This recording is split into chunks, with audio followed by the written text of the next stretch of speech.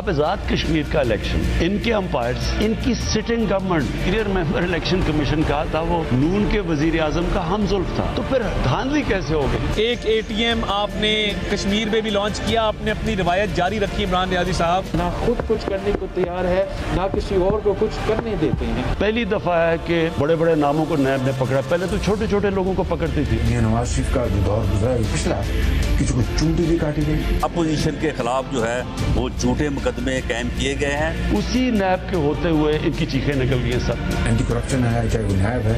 इमरान खान तो दिन रात बुला बुला के डिक्टेशन लेता है। जनरल इलेक्शन से ज्यादा वोट जो है वो किस तरह से कास्ट हो गया? जब भी फ्री फेयर ट्रांसपेरेंट इलेक्शन होंगे, अपोजिशन की जमातें भारी अक्सरियत से कामयाब। एक साल से हम लगे हुए हैं अपोजिशन को कहना ये हमारा सिस्टम है, हमारे साथ मिलकर रिफॉर्म्स करो। एक साल से वो हमें टाइम ही नहीं दे रहे। पाकिस्तान की फ्यूचर की जंग लड़ रहे हैं, अपने आने वाली नस्लों की। ये रूल ऑफ लॉ की जंग है, कानून की हुक्मरानी।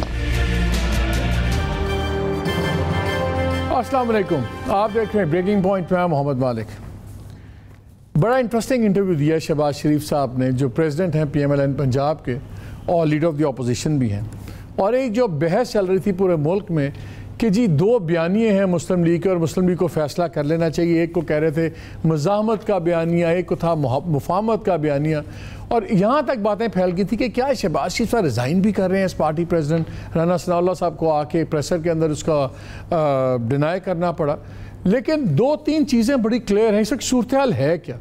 सूरत हाल ये है कि नवाज शरीफ साहब कॉन्विक्ट हो चुके हुए हैं, उन पे इस वक्त बैन लगा हुआ है, वो कोई ओहदे के लिए इलेक्शन नहीं लड़ सकते, ओहदा नहीं ले सकते। मरियम नवाज़ जो फॉर ऑल प्रैक्टिकल पर्पसेस इस पर रूह रवां हैं PMLN की, उनकी भी कन्विक्शन हुई है, लेकिन बेल है वो एक्सटेंशन पे उस पर अपील में है, लेकिन शॉर्ट टर्म में उनका भी नहीं है। दूसरा बयानिया लीड कर रहे हैं शहबाज शरीफ साहब, जो मेंबर ऑफ द पार्लियामेंट भी हैं और फुली इंटाइटल्ड हैं सब कुछ, और इस्टेब्लिशमेंट उनको इस तरह नापसंद भी नहीं करती। अपोजिशन के अंदर हालात ये हैं कि मरियम नवाज़ और बिलावल भुट्टो नाराज़ हो चुके हैं। मरियम नवाज़ का क्लैश हो गया असद ज़रदारी साहब से। सो PMLN और ANP और पीपल्स पार्टी आपस में बात कर रहे, शहबाज शरीफ से दोनों बात कर रहे हैं। मौलाना साहब खुद बात तो सबसे करते हैं लेकिन नाराज़ भी सबसे हैं, मिस्टर्स बहुत ज़्यादा है। ये है equation. Prime minister for all practical purpose नज़र आ रहा है कि बड़े स्ट्रॉन्ग बैठे हुए हैं, अपोजिशन इन डिसरे है। अब बहस यहाँ पहुँच गई है कि क्या PMLN का बयानिया एक प्रैग्मेटिक बयानिया होगा जिस पे सारे मुतफिक हो सकें, और कल तक जो डिनाई हो रहा था वो अब शहबाज शरीफ के बयानिए ने इंटरव्यू ने टोटली उसको दो तीन चीज़ें मैं आपको शेयर करना चाहता हूँ। मोटी मोटी उन्होंने बात की भी, हम आपको शॉर्ट भी सुनाएंगे। एक बड़ा इंटरेस्टिंग उन्होंने कहा कि जो हम 2018 का इलेक्शन हारे, उन्होंने कहा कि पहली जो इलेक्शन से पहले स्ट्रैटेजी अगर हम ठीक बनाते तो हो सकता है कि मियाँ साहब आज भी चौथी दफ़ा प्राइम मिनिस्टर होते। उन्होंने ये नहीं कहा कि क्या इलेक्शन में बहुत ज़्यादा धांधली हुई वॉटेवर, लेकिन उन्होंने अपना स्ट्रेटेजिक फॉल्ट उन्होंने किया। फिर इंटरव्यू में इंटरेस्टिंग बात ये थी, कश्मीर इलेक्शंस में कोई बात नहीं की उन्होंने, सियालकोट के इलेक्शन पर कोई बात नहीं की, और उस पर भी हम बात करेंगे कि क्यों नहीं की। अगेन उन्होंने बात रिपीट की नेशनल रिकन्सिलिएशन की, कि तमाम लोगों को आपस में मिलकर बैठना चाहिए। और इंटरेस्टिंग बात कही कि हमें माजी को भुलाना होगा, बल्कि सिर्फ भुलाना नहीं, उससे सबक हासिल करना होगा, वरना सब कुछ तबाह हो जाएगा। इंटरेस्टिंग एक और चीज़ भी उन्होंने की, और उन्होंने कहा बाजवा साहब की जो एक्सटेंशन थी आर्मी चीफ की, उसका भी उन्होंने बड़ा इंटरेस्टिंग एक ट्विस्ट दिया। उन्होंने कहा ये इमरान खान की इनकॉम्पिटेंस और बदनीति है कि इन्होंने इतना ख्वार करके उनको एक्सटेंशन दी, वरना कियानी साहब को भी मिल गई थी, उसी नोटिफिकेशन को छाप देते।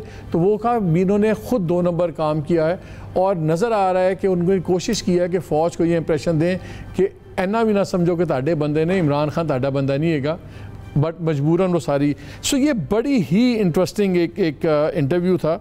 और आपको याद है इससे पहले एक इंटरव्यू आया था जब बड़ी कंट्रोवर्सी हो गई थी कि मैं पाँव भी पकड़ लूँगा भाई के, लेकिन तमाम रेलिवेंट इंस्टीट्यूशंस को इकट्ठे बैठ के एक रोड मैप बनाना चाहिए। हो क्या रहा है पाकिस्तान की सियासत में, और क्या इस इंटरव्यू के बाद आप पॉलिटिकल लैंडस्केप पे कोई चेंज समझ आती है? बिकॉज ये पब्लिकली, जिसको हम प्राइवेटली कहते थे या मीडिया कहता था कि 2 बयानियाँ हैं और PMLN मानती नहीं थी, अब इस्टेब्लिश हो गया है कि 2 बयानिए हैं, और ये पब्लिक एक प्ली कह दूंगा, मैं कह दूंगा अपील कर दी है शहबाज शरीफ साहब ने मियाँ साहब के सामने कि अब आएँ, हमारी नेशनल रिकन्सिलिएशन की और तमाम इदारों से बातचीत करें। मेरे साथ मौजूद हैं सेनेटर शिबली फराज साहब, federal minister of science and technology. Thank you senator साहब। मियां जावेद लतीफ़ साहब MNA PMLN, और मैं हमेशा इंट्रोड्यूस कराता हूँ हॉक ग्रुप से ताल्लुक़ है इनका PMLN के। और हमें कमर ज़मान कायरा साहब ने ज्वाइन किया है, senior leader former minister information and broadcasting PPP। मैं चारों के पहले बड़ी साहब ज़रा शहबाज शरीफ साहब के 3-4 शॉर्ट सुना दें और बेशक 2018 वाले इलेक्शन से बात कर लें और नेशनल रिकन्सिलिएशन की बात कर दें ताकि फिर हम बात शुरू करते हैं। अगर 2018 के इलेक्शन से पहले हमारी अगर इज्तिमाई मुशावरत के साथ अगर हम स्ट्रेटजी ठीक बनाते तो शायद 2018 के इलेक्शन के नतीजे में भी मियां नवाज शरीफ चौथी मरतबा वज़ीर आज़म थे। जनरल भाजपा की जो मुझे बताएं एक्सटेंशन का मामला, जो मियां नवाज शरीफ साहब बाहर गए तो किसी को ख्वाब आया था को एक्सटेंशन थ्रू आर्मी एक्ट से होगी? वो तो सवाबदीदी इख्तियार है वजीर आजम का। चूंकि वजीर आजम इमरान खान की खाली इनकॉम्पिटेंस नहीं बदनीति थी। वगरना मुझे बताएं, अब मियां नवाज शरीफ तो गए नवंबर 2019 में, लंदन में साथ था, उसको तो किसी के ख्वाबो ख्याल में नहीं था, वहमो गमान में नहीं था कि आर्मी एक्ट की जो एक्सटेंशन का वो मामला पार्लियामेंट में आएगा। हमारा तो उसमें कोई रोल ही नहीं था, बिल्कुल किसी ने सोचा भी नहीं था। वो तो इमरान खान की इनकॉम्पिटेंस, उसकी गवर्नमेंट की बदनीति कह दें कि ये मामला सुप्रीम कोर्ट में गया, वो हम तो नहीं सुप्रीम कोर्ट में लेके गए, लेकिन जब वो आया तो हमने फिर मुशावरत के साथ फैसला किया और अपना उस एक्ट के लिए हमने वोट डाला। इसमें क्या कौन सा ये रॉकेट साइंस थी? इस तरह के नोटिफिकेशन 72 सालों में कई वज़ीर आज़म ने और कई सदूर ने आर्मी चीफ की अपॉइंटमेंट के लिए या एक्सटेंशन के लिए, जरदारी साहब ने नहीं दी थी एक्सटेंशन, जनरल क्यानी को एक्सटेंशन मिली थी, उसको तो कोई हुक्म नहीं था, उसी वो नोटिफिकेशन को ले लेते और उसकी कॉपी कर लेते। लेकिन नकल के लिए भी अकल चाहिए ना, तो जब नकल के लिए अकल भी चाहिए और बदनीति भी शामिल हुई तो फिर सुप्रीम कोर्ट में मामला जाना ही जाना था। मुफाहमत की इल्तिजा मैं करता रहता हूँ, ये दुरुस्त बात नहीं है। डील की बात है तो पर आप मरहूम गुलाम साहब खान साहब से लेकर आज तक चलते आए तारीख के, और आप देख लें, पढ़ लें तो क्या ये आपने बातें सुनी। एक शॉट और चला दें नेशनल रिकन्सिलिएशन वाला, और इसके साथ वो पुराना इंटरव्यू भी चला दें जहाँ इन्होंने कहा था कि हम तमाम रेलिवेंट इदारों को एक रोड मैप बनाना चाहिए। माजी को बुलाकर, तलखियों को बुलाकर, चाहे कोई हो, चाहे हमारी पार्टी हो या कोई और पार्टी हो या इदारे हो, अगर हमने माजी को बुलाकर और सबक हासिल करके अगर हमने अपना रास्ता ना अपनाया और शबाना रोज मेहनत ना की तो फिर कोई हमें हमारा नाम लेने वाला नहीं होगा। जितने भी रेलेवेंट जो इंस्टीट्यूशंस हैं उनके साथ बाहमी मुशावरत के साथ मिलकर आप एक रोड मैप कार्व आउट कर सकते हैं। आज भी ये possible, it's never too late. In the first place Nawaz Sharif is a statesman of highest order. Number 2, मुझे उनके पाँव भी पकड़ने पड़े फॉर द नेशनल इंटरेस्ट, मैं ये करूँगा because it is my national duty. Shahbaz साहब अगर बाहमी मुशावरत की बात कर रहे हैं इदारों के साथ, शख्सियात के साथ, तो ये नॉन स्टार्टर है। इख्तलाफ करूँगा इस हद तक, ठीक है, कि पैर पकड़ने की जरूरत नहीं है।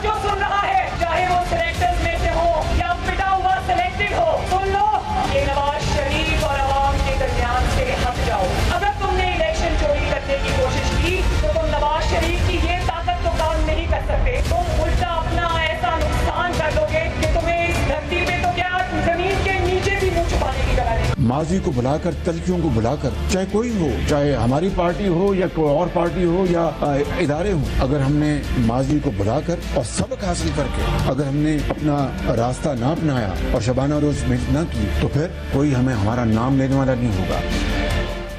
मियाँ साहब आपसे शुरू करते हैं आपकी पार्टी का, इसके बाद अब क्या रह गया है? मरियम कहती हैं फौज को दूसरों को आप मुंह छुपाने काबिल नहीं रहोगे। आपके पार्टी प्रेसिडेंट ने क्लियर कर दिया कि हमने रिकन्सिलिएशन करनी है, बात करनी है। उनको तो ये भी गिला है कि एक्सटेंशन क्यों गलत तरीके से की, ठीक तरीके से करनी चाहिए थी। और इससे ज़्यादा तो ओपन प्रूफ अब है ही नहीं कि 2 बयानिए हैं और पब्लिकली उन्होंने अपील कर दी है कि जी आए रिकन्सिलिएशन की बात करें और मिल के बात करें, एक चीज़ पे आए। हुण भी तुसी कहना कि नहीं कोई बयानिए दो।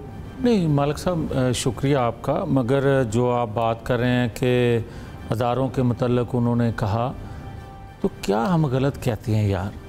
हम यही कह रहे हैं ना कि आइन कानून की बालादस्ती होनी चाहिए।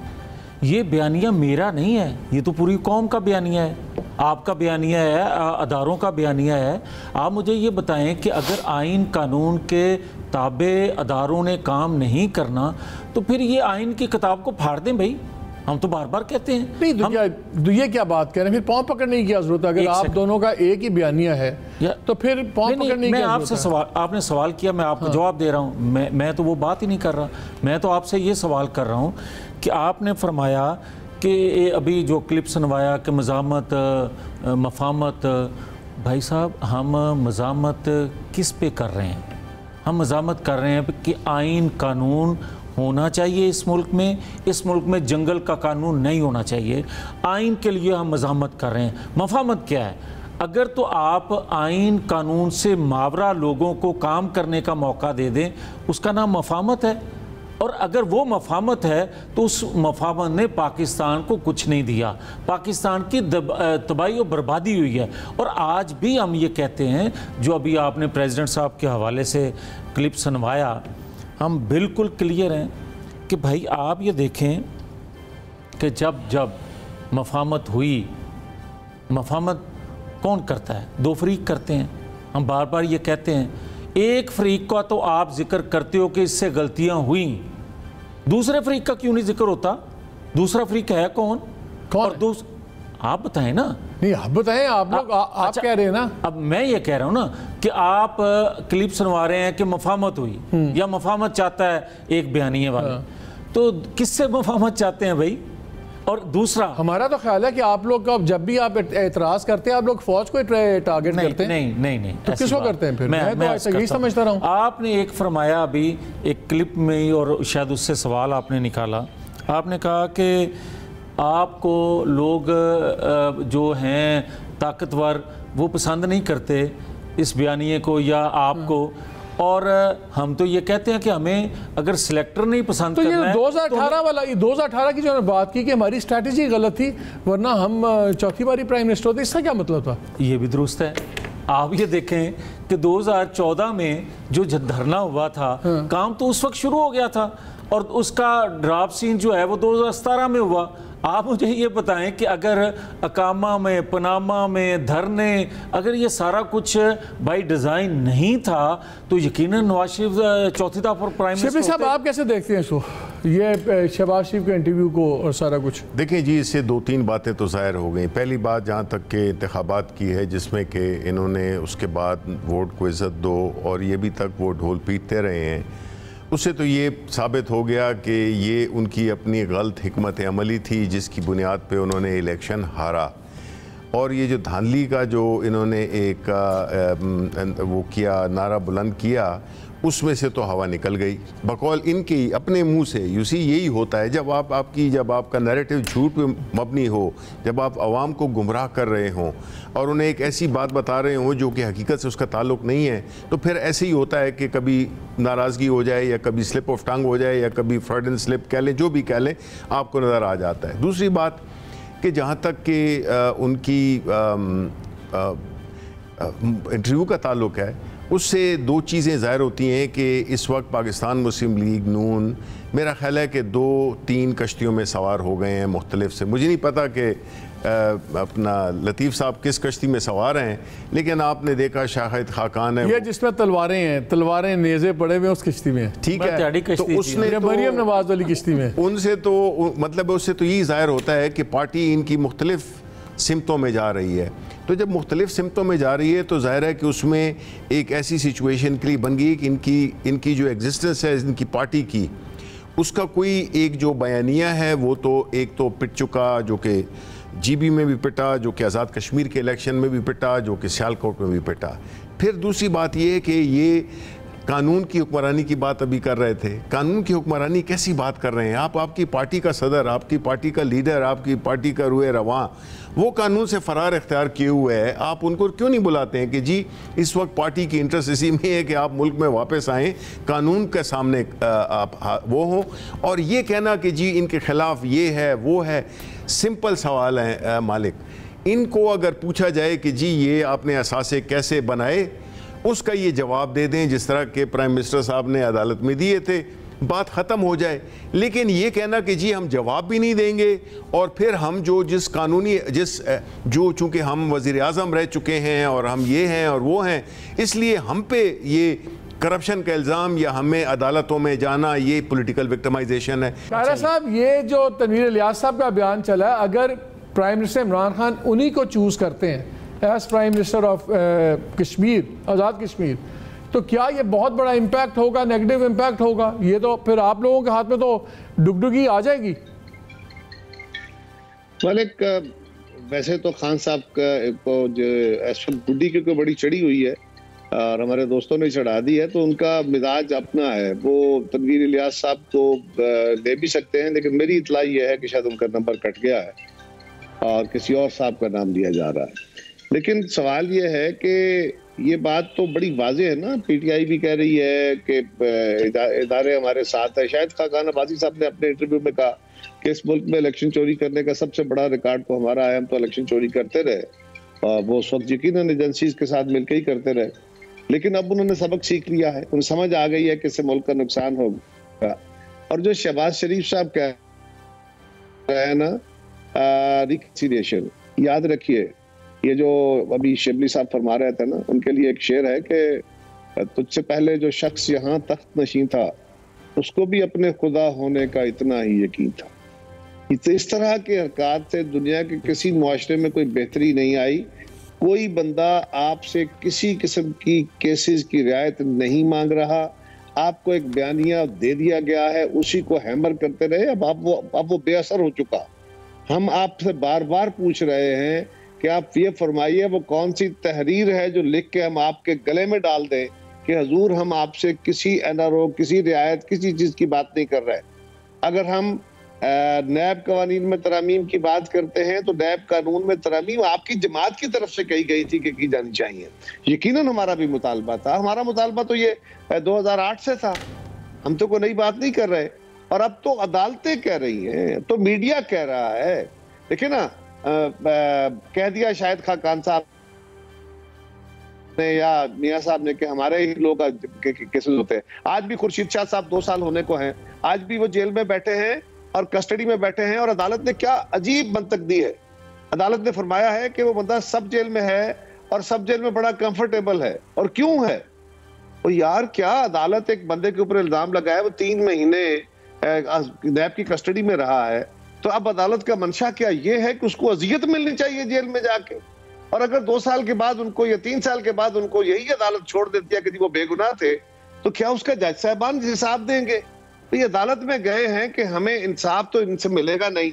ये जो इस वक्त रियासत की ताकत इस्तेमाल करके हमारे ऊपर जबर हो रहा है। तो कायरा साहब, ये सारी बातें जब गवर्नमेंट आप लोगों को कहती है, आपको भी पीएमएलएन को आए जुडिशियल रिफॉर्म से हमारे साथ बैठे, आए हमारे साथ इलेक्शन रिफॉर्म से बैठे, एक दफा नहीं कहा। सवाल ये है कहा क्या है? बात मैं ये कह रहा हूँ कि इनका जो इशू है वो ये नहीं है। 1 मिनट रुको यार, शिबली 1 मिनट रुको।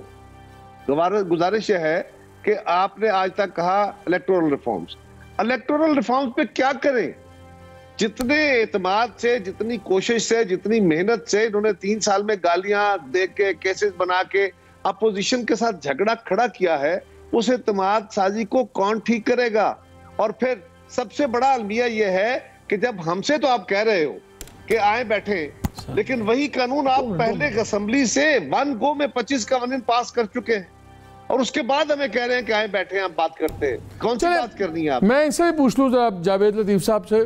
जावेद साहब, ये मुझे बताएं, आप जिस तरह कायरा साहब बात कर रहे हैं, आपके पार्टी प्रेसिडेंट बात कर रहे हैं, कोई कदगन है कि नहीं हमने बात नहीं करनी, हमें जुडिशल रिफॉर्म्स पे गवर्नमेंट के साथ नहीं बैठना, हमने इलेक्शन रिफॉर्म्स पे नहीं बैठना, ये सारी चीज़ें का तो जिक्र ही नहीं है। मेरी बात सुने, पहले तो फवाद चौधरी ने ही बात की थी ना, उन्होंने 2-3 दफ़ा इस बात को रिपीट किया। सर, जो प्राइम मिनिस्टर जो है वो कश्मीर पर बुलाई गई कमेटी में ना आना पसंद करे, जो प्राइम मिनिस्टर जो है वो दीगर कौमी इश्यूज़ पर आना पसंद ना करे और उसके बाद आप कहें रिफॉर्म्स पर इनसे बात करें और अगले दिन स्टेटमेंट कोई वजीर ये दे दे, एनआरओ मांग रहे हैं, जिस तरह कायरा साहब बात कर रहे हैं, तो मुझे ये बताएं कि 3 सालों में इनकी क्रेडिबिलिटी ऐसी है कि पर एतमाद किया जा सके।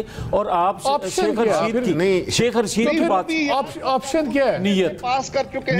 नियत तो अल्लाह जानता है। नहीं, नियत देखें, मैं इसलिए बार बार ये बात करता हूँ नियत की कि आपको रिफॉर्म्स मजीद करने की जरूरत नहीं है।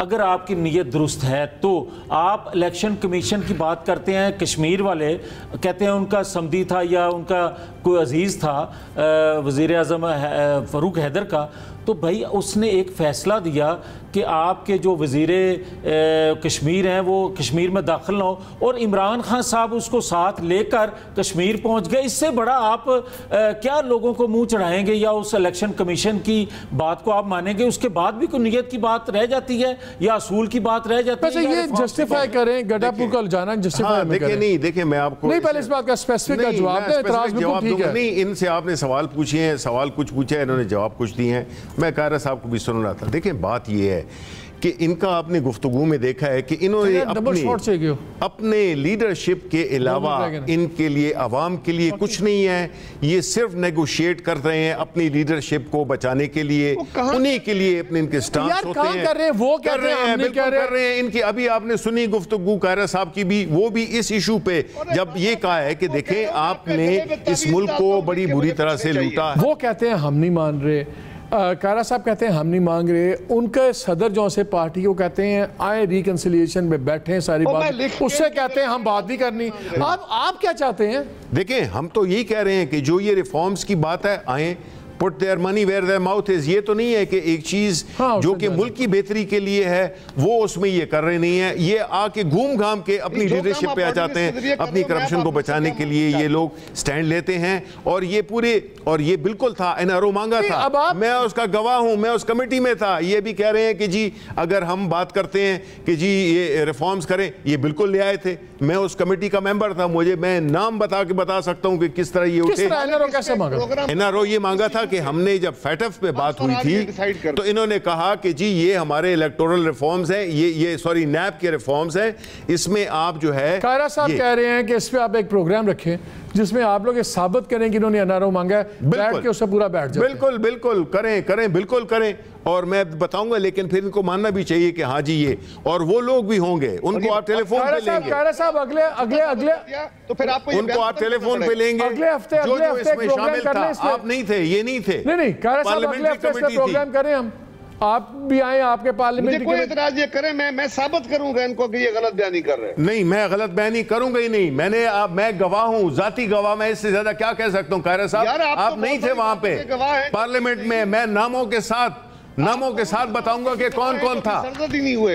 नहीं, मुझे एक बात बताएं, मुझे शिवली एक बात बताएं, खबर है एक होता है जब आप लोगों ने कहा कि जी इन्होंने बहुत ज्यादा मांग ली हैं चेंजेस, एक होता है कोई कहे कि जी हमें ये चेंज करें, हमें यहाँ रिलीफ दें, हम आपके साथ चलेंगे। क्या इस किस्म की बातें हुई हैं वहाँ? नहीं, वो तो देखें फैटफ जो मुल्क के लिए कानून बन रहा था, मुल्क के लिए, और इन्होंने, मैं गवाह हूँ जी, इसको शाह महमूद चेयर कर रहे थे, अभी मैं नाम नहीं लूंगा, जब ये प्रोग्राम में आएंगे ना मैं इनको फिर नाम भी लूंगा। इनमें से एकदम इनकी खातून एमएनए, चले मैं खातून भी कह देता हूं, खातून एमएनए थी, इनके दूसरे एक एमएनए बड़े सीनियर लीडरशिप, उसमें नून की लीडरशिप, दे ऑल गॉट, कहते हैं कि जी आप पहले हमारे साथ इस पे हमारे पास गिव एंड टेक करें, उसके बाद हम आपको सपोर्ट करेंगे फैटफ में। दे ऑल गॉट अप, ये छोड़ के चले गए, आधे घंटे बाहर रहे। ये बहुत हो गया, ये मैं बिल्कुल आपको एक तफसील, कमेटी रूम नंबर भी मैं आपको बता दूंगा। जी कायरा साहब, जी मैं भी आपको बहुत कुछ बताऊंगा। जी कायरा साहब, देखिए मालिक गुजारिश ये है, मैं इस पे इसलिए कहा कि एक्सक्लूसिव एक बात करें, ये जो रोज का ढूंढ गई है ना, ये बंद होनी चाहिए। जो चीजें साहब, मैं ये हकीकत सच बोल रहा हूं, मैं आपको किरदार भी बता रहा हूं, मैं आपको जगह भी बता रहा हूं, मौका भी बता रहा हूं, डेट और टाइम भी बता दूंगा भाई। अब शिबली सुन भी लो ना यार। हाँ जी सुन लो ना, अब बहुत बात कर ली, तो गुजारिश ये है, मैं उस पर रेडी हूं। मेरा तो सवाल ये है कि मैं कहता हूं मुझे आप तहरीर दो कि आप ये लिख के दो कि आप हमसे कोई रियायती मांगो, मैं लिख के स्टाम्प पेपर पे दूंगा पीपल्स पार्टी की तरफ से आपको। नहीं, मैं तो आपको उसकी बता रहा हूं, नैब लॉज में जो आप चेंजेस मांग रहे थे, जो आप तावन मांगते हैं, उससे पहले आप ऑर्डिनेंस करके वो कानून बना देते। शहबाज शरीफ साहब ने एक बात, कौमी असेंबली से शिवली एक बात बताएं, शहबाज शरीफ साहब ने एक बात क्यों कहा जी हम सारे अपनी माजी की गलतियां और चीज़ें भूल जाएं, लेकिन री एम्फसाइज किया लेकिन हम उससे सबक हासिल करें और आगे चलें, वरना सब कुछ डूब जाएगा और हमारा नाम लेने वाला कोई नहीं रहेगा। उससे मुराद की ओवरऑल सिस्टम की थी, PMLN की नहीं थी। नहीं। तो आप लोग अगर पॉलिटिशियंस बैठ के बात नहीं करेंगे हम जरूर। देखिए ना, एक इस पे जहाँ तक ताल्लुक है, देखें उनका मकसद क्या है। मकसद ये है कि जी सारा कुछ जैसे कुछ भी नहीं हुआ माजी में, माने अगर वो माने कि जी हमने ये जायदादें बनाई, हमने ये किया है, हमने वो किया है, सारी चीजें ये बताएं तो फिर तो बात हो सकती है। लेकिन ये नहीं हो सकता कि जी आप एक पर्टिकुलर जायदादें तो देखें, मुल्क इस वजह से ये धमकियां पहले भी देते रहे हैं, मुल्क इस वजह से नहीं। वो जायदादें वादे तो अदालतों ने करनी है ना, आप तो पॉलिटिकल इश्यूज पे बात करें। पॉलिटिकल इश्यूज और है ही नहीं, हमारे कोई पॉलिटिकल इश्यूज नहीं है, हमारी ना कोई जाती दुश्मनी है, ये इमरान खान की कोई जाती दुश्मनी है। ये तो बताएं, हिसाब तो देना आपके, आपने 20 साल 30 साल आप लोगों ने हुकूमतें की हैं, आप लोग जो है तो इतने अरबपति खरबपति हो गए हैं, कैसे हुए भाई हमें भी बताएं।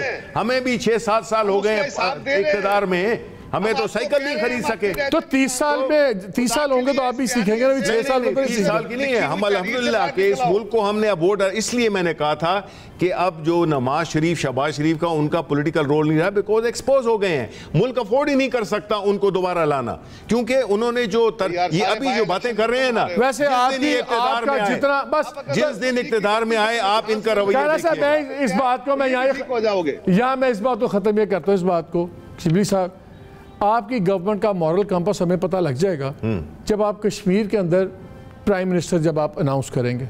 अगर आपने लियाज़ तनवीर साहब को किया तो हमें पता लग जाएगा कि मोरालिटी चलती है, नोट चलता है या कोई और बात चलती है। मैं तो इनमें से किसी, मैं इनको जानता भी नहीं हूँ, लेकिन मैं ये ज़रूर कहूँगा कि ये उधर जो लोग इलेक्ट हुए हैं ये उनका वो बनता है और प्राइम मिनिस्टर नहीं, उनका नहीं है।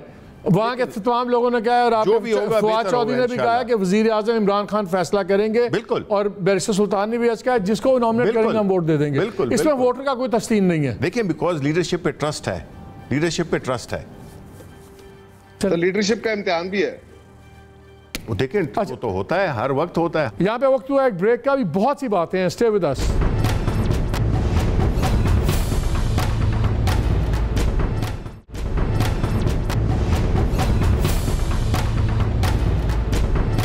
जी welcome back to the show. जो उनकी आज ऑफर आई है शहबाज शरीफ साहब की, क्या आपको उस पर सीज नहीं करना चाहिए, बल्कि आपके शेख रशीद साहब का उस पर रिस्पांस भी आया हुआ है, वो बड़ी साहब अगर है तो सुना दें हमें, शेख रशीद साहब ने क्या कहा। अगर शहबाज शरीफ माजी को बुला के बात करना चाहता है तो हुकूमत तो कभी अपोजिशन के दरवाजे बंद नहीं हो सकते सियासत में, और पहली बिस्मिल्लाह ही जो है कि मशीन वोटिंग से करे।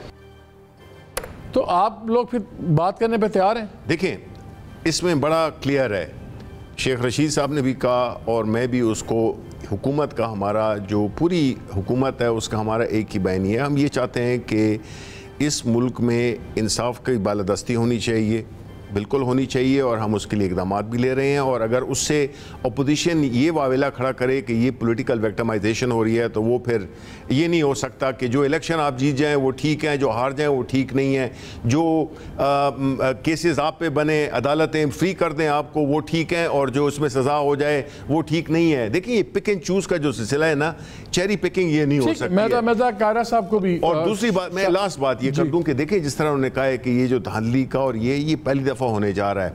देखिए, प्राइम मिनिस्टर इमरान खान, आपको पता है कि हमने जो बुनियादी जो इस मुल्क के जो एक स्ट्रक्चरल इश्यूज हैं ना, उनको हमने एड्रेस किया है।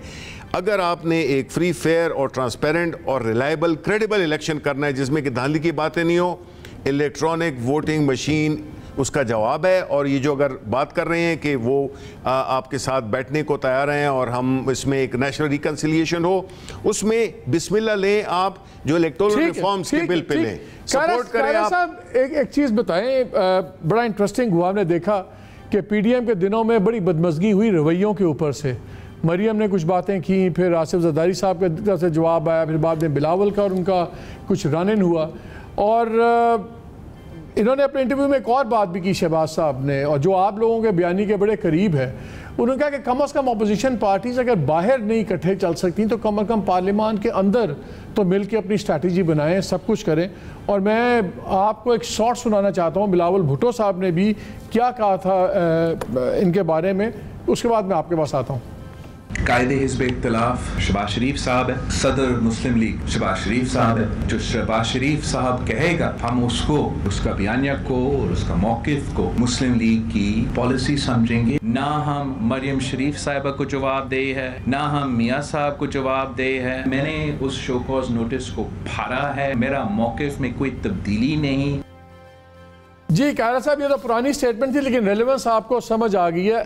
ये जो अब इंटरव्यू आया है और दो चीज़ें तो बड़ी क्लियर हो रही हैं कि दो बयानिए हैं और अब एक पब्लिकली अब इस पर फैसला करना होगा। बल्कि मैं नाज़रीन से एक इतला भी शेयर कर लूँ, जब ये कश्मीर इलेक्शंस के बाद एक मीटिंग हुई PMLN टॉप लीडरशिप की और वहाँ पे जूम पे नवाज शरीफ साहब भी थे, तो मुझे एक मीटिंग हमारे एक दोस्त हैं मीटिंग में थे, उन्होंने बताया, उन्होंने कहा कि जी ख्वाजा आसिफ की भी थी बात उनसे, तो ख्वाजा आसिफ ने कहा कि मियाँ साहब आपको अब सख्त फ़ैसले करने हैं और बड़े फ़ैसले करने हैं ताकि कन्फ्यूजन ख़त्म हो। तो फिर शायद उनको मियाँ साहब ने according to the my source ताकीद की कि चलें आप मुझे फ़ोन पे बात करें। तो ये तो बहरहाल चीज़ है और मरियम ख़ुद भी कह चुकी हैं कि उनके ख़यालात और हैं, सबको पता है हमारे ख़यालात और हैं, लेकिन बयानिया मियाँ साहब का चलता है। इस इंटरव्यू को किस कॉन्टेक्स्ट में देखते हैं आप? क्या एक दूसरी रिवाइवल एफर्ट है ये ऑपोजिशन की? क्या ऑपोजिशन अब फिर दोबारा इकट्ठी बन सकती है? क्योंकि इस वक्त ऑपोजिशन बिल्कुल फारग कर दी हुई है इमरान खान ने। शुक्रिया मालिक। अपोजिशन इस वक्त फारग तो नहीं है, लेकिन अपोजिशन की पोजीशन कमज़ोर ज़रूर हुई है और उसमें हमारे दोस्तों का अपना एक नुक्ता नज़र था जिनके फैसलों की बदौलत ऐसा हुआ है। उसमें इमरान खान साहब का कोई कमाल नहीं है, ये वज़ाहत से कह लूँ पहले मैं, क्योंकि PDM को तोड़ देना, PDM के अंदर से पीपल्स पार्टी और ANP को निकालने का एक इंतहाई नाजायज़ फैसला करना और इंतहाई हद तक अमेज़ तरीके से करना, उससे जो नागवारी और ना शगुफ्तगी बनी, आज अगर आपको सियालकोट में नजर आता है या आपको कश्मीर के अंदर नजर आता है, तो ये इमरान खान साहब की पॉपुलैरिटी नहीं, अपोजिशन की वो कमजोरी हारी है और इमरान खान जीत गए हैं।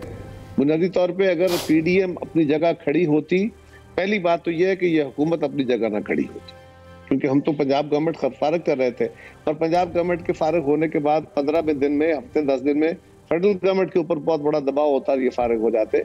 और अगर ऐसा न भी होता और हम इकट्ठे चल रहे होते तो कश्मीर के अंदर आज सूरत हाल इंटायरली मुख्तलिफ होती, 2-4 सीटों के अलावा इनके पास कोई सीट ना होती।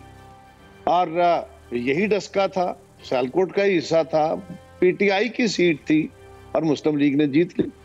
इसी तरह जो बाकी जगहों पे वजीराबाद में हुआ, बाकी जगहों पे हुआ। कायरा साहब, कंफ्यूजन है PMLN के अंदर कि आपको PMLN के अंदर स्प्लिट नजर आता है?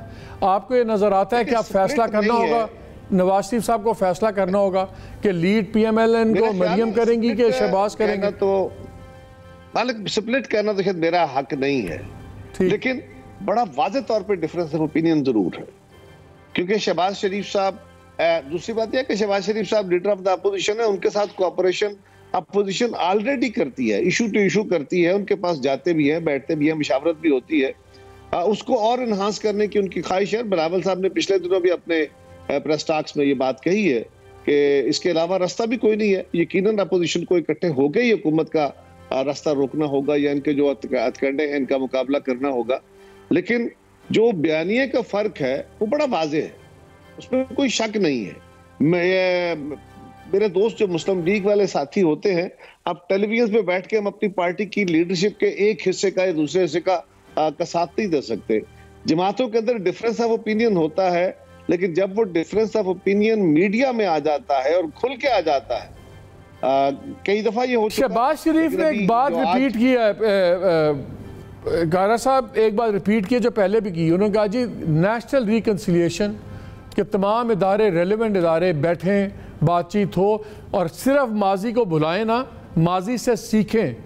क्या आपको ये नज़र ये आता है कि टाइम आ गया है कि पॉलिटिकल फोर्सेस और अस्करी इदारे या वटेवर जिससे भी इनकी मुराद है, इनको इकट्ठे एक कंसल्टेशन करनी चाहिए, कुछ चीज़ें रीडिफाइन करने की ज़रूरत है? पाकिस्तानी सियासत में तलखी खत्म करके, मिसट्रस्ट खत्म करके और आइन के ताबे चीजों को चलाने की कोशिश है, यही एक वाहिद रास्ता आगे बढ़ने का। लेकिन इसका कोई फोरम कौन सा होगा, कैसे डायलॉग होगा, दुनिया में क्या इसकी कोई नज़ीर है कि दुनिया में अस्करी इदारों ने और सियासी इदारों ने बैठ के आपस में कोई डायलॉग किया हो, या जो आपका एक ब्रॉडर लॉ है, आइन है, आप उसके ताबे चलने की कोशिश करें और सियासी जमातें भी अपने अंदर ध्यान मारें, वो सियासी कुव्वतें भी देखें कि उनके यहाँ क्या गलती है और उनके इक़दामात से मुल्क को क्या फ़ायदा हुआ है या क्या नुकसान हुआ है। और अस्करी इदारा या बाकी फोर्सेस जो है वो भी ज़रूर देखें कि उनकी इंटरवेंशन से या उनकी मदाखलत से क्या पाकिस्तान के हालात बेहतर हुए हैं या ख़राब हुए हैं। ये एक बेंचमार्क हो सकता है, लेकिन ये वाज़े तौर पे मुझे आज तक ये बात समझ नहीं आई कि ये डायलॉग कैसे होगा इदारों के दरमियान, यानी पार्लियामान और अस्करी इदारों के दरमियान। आप मियां साहब ये बताएं डायलॉग के हक में पीपल्स पार्टी भी नज़र आती है, आपके अपने पार्टी प्रेसिडेंट कहते हैं बैठ के बात करें। आपने कहा किससे बात करें, मैं आपको मरियम बीबी का एक बयान सुनाता हूँ जहाँ उन्होंने कहा था मज़ामत होगी फिर मुफाहमत होगी। तो अगर आप कह रहे हैं दूसरा फरीक कौन है, तो ये बताएं मरियम बीबी किसकी बात कर रही हैं, दिखाइएगा वो। मुज़ाहमत होगी तो मुफाहमत होगी। Power talks to power.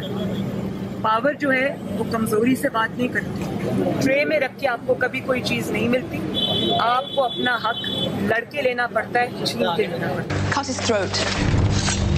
Stop. Wait. I've changed my mind. Let him go. Step back 3 paces. Turn around. Close your eyes.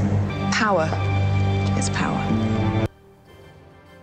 मेरे प्रोड्यूसर साहब ने पैकेज में साथ ही वो सासी क्वीन लैनिस्टर का कैरेक्टर था गेम ऑफ थ्रोन्स में, उसका पावर का कॉन्सेप्ट ये था। क्या ये एक पावर का कॉन्सेप्ट है? बिकॉज जो शहबाज शरीफ का हमें पावर का कॉन्सेप्ट नज़र आ रहा है वो नज़र आ रहा है डायलॉग, रिकन्सिलिएशन और म्यूचुअल एग्रीमेंट से बात करें, टेम्परेचर नीचे लाएं। जो मरियम नवाज़ की पॉलिटिक्स हमें नज़र आ रही है वो नज़र आ रही है पावर, बस ब्रूट पावर है, और वो PDM में हमने फेल होते देखी, अब होती। मरियम फिर किससे बात करने की बात करें? पावर टॉक्स टू पावर, वो दूसरी पावर कौन है? इमरान खान है, कोई और है? मालिक साहब समझते आप भी हैं, मगर आप अगर मेरे मुंह से कहलवाना चाहते तो मैं अर्ज कर देता। मैं चाहना तुझे फिर अंदर मैं नहीं, ठीक है, अगर यही ख्वाहिश है तो ये पूरी हो जाएगी। मगर मैं आपकी खिदमत में ये अर्ज करता हूँ, आपने अभी फरमाया कि दूसरा फ्रीक कौन है और आपने एक क्लिप सुनवा दिया, अब आ जाए दूसरा फ्रीक क्लियर हो गया। मैं ये कहता हूँ कि फिर दोनों फ्रीकों से गलतियाँ हुई हैं। बिल्कुल हुई हैं, ठीक है, सही है। अगर आप मुझे एक फ्रीक के तौर पे कहेंगे कि आपसे जो गलतियाँ हुई हैं उसका अदराक होना चाहिए आपको, तो फिर दूसरे फ्रीक को भी होना चाहिए। और जब दोनों फ्रीक, तो वो ये कह रहे हैं, आपके पार्टी प्रेसिडेंट ही कह रहे हैं कि बैठे बात करें, अगर मुझे तमाम गलती नहीं, मैं सिर्फ समझने की कोशिश कर रहा हूँ कि फिर आपका और शहबाज शरीफ साहब के बयानिए में ये दो क्लैश क्यों हमें बाहर से नजर आ रहे हैं? नहीं है, समझने में गलती मुझे लग रही है या किसी और को लग रही है। मैं आपको ये अर्ज़ करता हूँ मालिक साहब, आपको मैंने अर्ज़ कर दिया जो आप पूछना चाहते थे कि 2 फ्रीक हो गए, दोनों से गलतियाँ हो गई, और जब मफाहमत होती है 2 फ्रीकों के दरमियान वो गलतियों का एतराफ़ किए बगैर नहीं होती, और ये अहद किया जाता है कि आइंदा ये गलतियाँ दोहराई नहीं जाएंगी, मगर यहाँ तो दोबारा गलतियाँ दोहराई जा रही हैं। आप ये देखें, हमारा क्लेम है कि कश्मीर का इलेक्शन चुराया गया, हमारा क्लेम यह है कि सियालकोट का इलेक्शन चुराया गया, हमारा क्लेम यह है कि गिलगित बल्तिस्तान का इलेक्शन। आपका पार्टी प्रेसिडेंट बोल ही नहीं रहे, मेरी बात तो सुन लेना। हमारा ऐसा कौन है? एक सेकंड मालिक साहब, मैं नाल वाजे कर दे जाओ ना, इन्ना भी वाजिया ना करो, मैंने गल करन दो, मैंने तो गल करन दो। मगर मैं आपसे ये पूछना चाहता हूँ, मेरे भाई कायरा साहब फरमा रहे थे कि अगर हम इकट्ठे होते तो पंजाब में तब्दीली आ जाती, पंजाब में अदम एतमाद हो जाता, पंजाब में इनकी हुकूमत चली जाती। तो मैं अर्ज़ करता हूँ कि आप ये देखें कि सेनेट में जब अदम एतमाद हम लेकर आए थे उस वक्त हम इकट्ठे थे, मगर अगर आपने ताकतवर लोगों के एतमाद के बगैर सेनेट में अदम एतमाद नहीं कामयाब अक्सरियत के बावजूद आप कर सकते, तो पंजाब में आप एतमाद हासिल करने के बाद अगर अदम एतमाद करते हैं तो उसके हम हक में नहीं हैं। इसलिए कि अगर आइन कानून के मुताबिक आप वोट को अहमियत नहीं दे रहे बल्कि आप किसी ताकतवर को अहमियत दे रहे हो, उसके एतमाद के बगैर अदम एतमाद कामयाब नहीं हो सकता। कानून आप बार-बार बात करते हैं, यही बात इन्होंने भी कही, नहीं, ये बिल्कुल नहीं है कि अगर आइन कानून की बात करते हैं तो आपकी तो लीडरशिप सारी कानून से भागी हुई है। शहबाज शरीफ साहब का ख़ानदान सारा बाहर है, नवाज शरीफ साहब का ख़ानदान बाहर है। चले वो तो बीमार हो गए, मियाँ साहब समझ आ गई, डार साहब क्यों नहीं आए? मियाँ साहब के जो साहबजादे हैं उन्होंने आके अपने को कानून के सामने क्यों नहीं लाए? बाकी लोग क्यों नहीं आ रहे? चले मियाँ साहब मैं मान जाता हूँ बीमार हैं, बाकी तो बीमार नहीं हैं। तो जब आप लोग खुद कानून को नहीं मान रहे, कानून और आइन के सामने अपने आप को सरेंडर नहीं कर रहे, तो फिर बाकी लोग कैसे करेंगे? अब आप जितना सवाल के लिए वक्त लेते हैं उतना वक्त मुझे दें सर। मैं आपकी खिदमत में गुजारिश ये कर दूं कि आप आइन कानून की बात करते हैं ना, हम जो करते हैं आप उसको दोहरा रहे हैं कि भाई अगर आप खुद अमल नहीं करते तो दूसरों को भाषण क्यों देते हो? आपको फिर याद होगा कि त्यारा हाईजैकिंग केस में नवाज शरीफ को सज़ा दी गई थी, आइन कानून ने दी थी, अदलिया ने दी थी।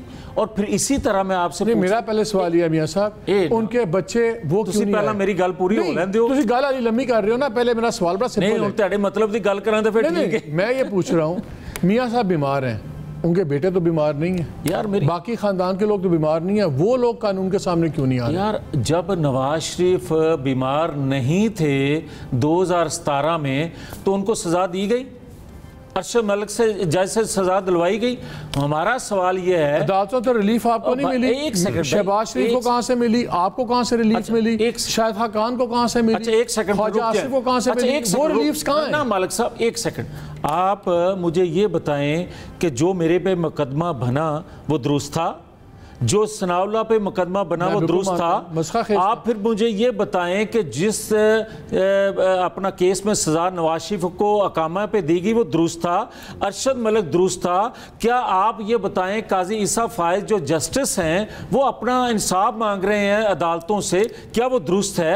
फिर मुझे ये बताएं कि साकिब निसार साहब ने जो फैसले दिए आज लोग लिख रहे हैं ना, क्या वो दुरुस्त थे? तो क्या आप एक ने जज बनाया था साकिब निसार साहब को? अच्छा एक सेकंड, जज साकिब निसार आपके जज आपने लगाया, नैब चेयरमैन आपका लगाया हुआ, तमाम लोग इस वक्त आप खुद ही लगा के कश्मीर में इनकी हुकूमत। अच्छा आजाद कश्मीर की मैंने बात करनी है, वहाँ भी आप भी माशाल्लाह जो से ला रहे हैं प्राइम मिनिस्टर। इससे पहले लंबी तकलीफ कर दी है, अगर वही बोलने दें सुनो तो सही। अच्छा मैं एक कश्मीर की बात कर लूँ फिर बात रह जाएगी। आप सुना है तनवीर इलियास साहब का बड़ा स्ट्रॉन्ग चल रहा है कि नाम उनका चल रहा है, उनके खिलाफ सेशन जज ने एक मुकदमा दर्ज करने का कहा, एक सेक्सुअली एक्सप्लिसिट वीडियोस का। और सुन लें उन्होंने जो एक जलसे में तकरीर करते हुए क्या कहा जब उन्होंने जमात इस्लामी के कैंडिडेट को विड्रॉ करवाया। जरा सुन लें एक सेकेंड क्या उन्होंने कहा।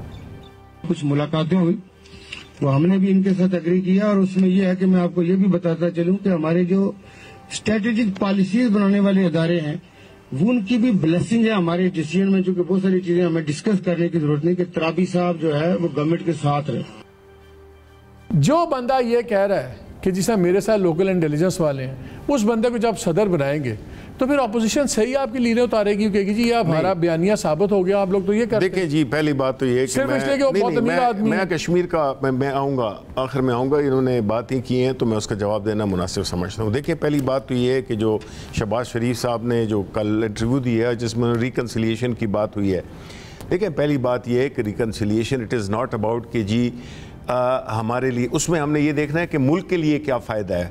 आया ये जो इनका जो बयानिया है नून का या शीन का, आया ये नज़रियाती है? जो कि बिल्कुल नहीं है, ये कभी नज़रियाती थे ही नहीं। इनका नज़रिया इक़्तिदार था, इक़्तिदार बराए कारोबार। दूसरी बात यह है कि अगर इनकी बात ये मान भी ली जाए तो उसमें ये होगा कि हमने ये देखना है कि इसके लिए इस मफाहमत से उनकी क्या मुराद है। आया ये है कि वो इसको इस्तेमाल कर रहे हैं अपने जो केसेस हैं, अपनी जो उनकी जो एक फेस वैल्यू पे लेना, फेस वैल्यू पे हम नहीं ले सकते। देखिए मैं आपको बताऊं, पाकिस्तान मुस्लिम लीग नून की जो ये लीडरशिप है ना, नवाज शरीफ, शहबाज शरीफ एंड द फैमिली, ये पाकिस्तान की सियासत में इरेलेवेंट हो गए हैं, इनका कोई रोल नहीं है। उसकी वजह ये है कि एक तो ये है कि वो डिस्ट्रैक्ट हो गए हैं टोटली, इनकी जो फाइनेंशियल तो प्राइम मिनिस्टर हर तरह तकरीर वहीं से शुरू होकर वहाँ क्यों खत्म होती है? इरेलेवेंट हो गया तो हर वक्त आप लोग की बात नहीं, हम तो नहीं जवाब देंगे ना जो लोगों को गुमराह। नहीं, नॉट एट ऑल। देखिए, हम ये समझते हैं कि in the bigger scheme of things, देखिए अब पाकिस्तान बदल चुका है। पाकिस्तान ना वही सियासत करेगा जो 80-90s में हुई है या 2000 के शुरू में हुई है। अब पाकिस्तान का एक डिफरेंट मोड टर्न कर लिया है। अब पाकिस्तान के जो वोटर्स हैं वो नौजवान हैं।